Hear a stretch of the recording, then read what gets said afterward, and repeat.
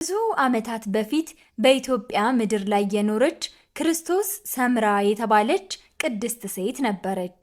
እርሷም በጣም ደግ፣ ጥበበኛና በሕይወቷ እምነቷን በአምላኳ ያጸናች ነበረች። ነገር ግን ወደ ቅድስና ሕይወት የመጣችበት መንገድ ቀላል አልነበረም።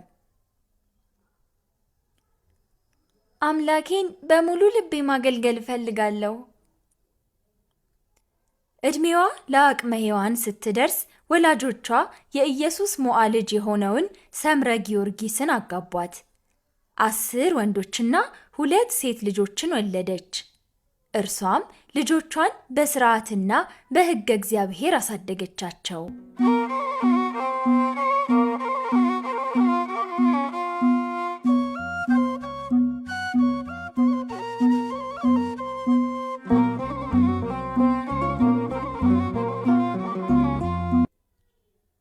ነገር ግን አንድ ቀን ክርስቶስ ሰምራ ስህተት ሰራች።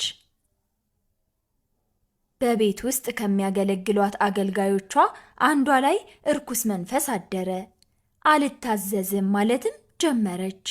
ይህን ጊዜ ቅድስት ክርስቶስ ሰምራ ደጋግማ መከረቻት። ያቺ ብላቴና ግን ልትመከር አልቻለችም። አንድ ቀን ጥፋት አጥፍታ በጣም ትናደድና ስሜቷን መቆጣጠር አቅቷት ትጎዳታለች። አገልጋይቷም ትሞታለች። ወይኔ ምንድነው ያደረኩት? ይህማ የነፍስ ግድያ ይሆንብኛል። አምላኬ ሆይ ይቅር በለኝ እባክህ ብላ አምርራ አለቀሰች። ወደ እግዚአብሔር በጸለየች ጊዜ ፈጣሪ አገልጋይቱን ከሞት አስነሳት። ውስጧም በሐሴት ተሞላ። ይህ አጋጣሚ የሕይወቷን መንገድ ቀየረው። እንዲህም አለች፣ በዓለማዊ ሕይወት ውስጥ ስኖር ይህን ተአምር ካደረገልኝ በምናኔ ሕይወት ብኖር ደግሞ ምን ያህል ድንቅ ሥራን ያደርግልኛል በማለት ባለቤቷንና ልጆቿን እንዲሁም ወላጆቿን ትታ መነኮሰች።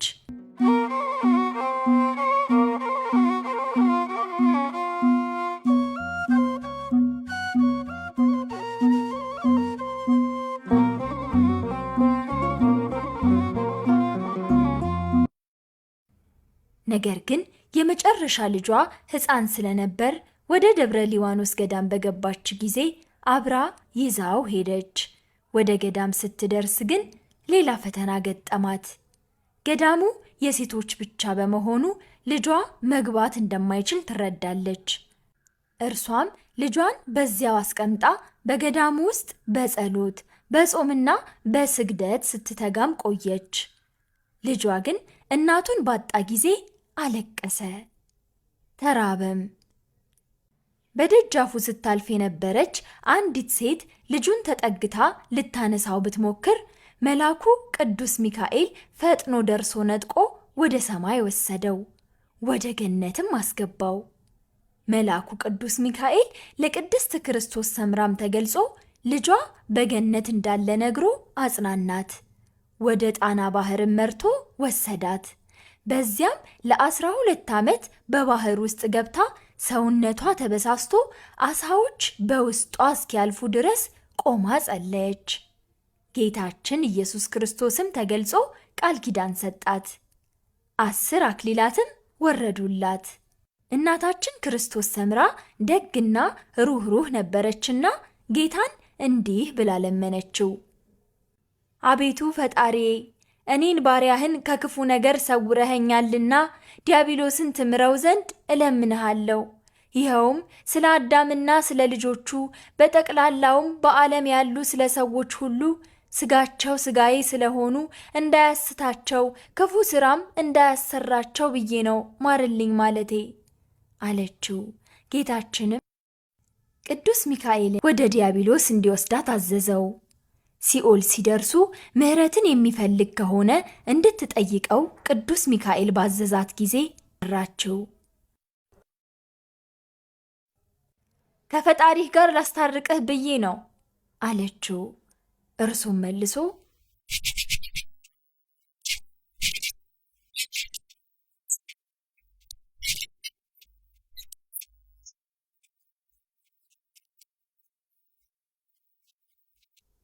ብሎ እጇን ይዞ ወደ ሲኦል ወረወራት። በዚያች ቅጽበት ቅዱስ ሚካኤል ሲኦልን በሰይፉ መታው፣ ተከፈተም። በውስጡም ብዙ ነፍሳት እርስ በርስ ሲነባበሩ አየች። ነፍሷም ታበራ ስለነበር 10,000 ያህል ነፍሳት መጥተው በላዩዋ ሰፈሩባት። ከሲኦልም ይዛቸው ወጣች። እነዚያን ነፍሳት የማረላትንም ፈጣሪዋን አመሰገነች።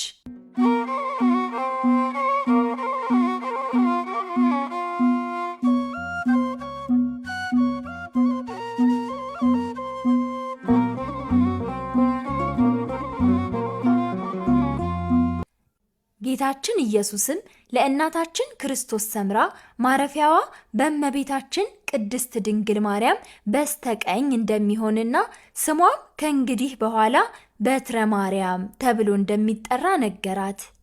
እመቤታችንም ተገልጻ ወዳጄ ክርስቶስ ሰምራ ሆይ አንቺን የወለደች ማኅፀን የተባረከች ናት።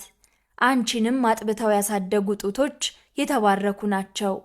አንቺንም ያዩ ዓይኖች የተባረኩ የተቀደሱ ናቸው። አንቺንም የሚያመሰግኑ ንዑዳን ክቡራን ናቸው። ያንቺን ገድል የሚሰሙ የሚያሰሙ የተባረኩ ናቸው አለቻት። ከዚህ በኋላ ስጋዋ ከነፍሷ ተዋህዶ ወደ መሬት ተመለሰች። በቁመቷ ልክ ጉድጓድ አስቆፍራ በዙሪያዋ ጦሮችን አስተከለች። ይህም ወደፊትና ወደ ኋላ በምትልበት ጊዜ እንዲወጋት ነበር። ለ12 ዓመትም እየሰገደች ኖረች።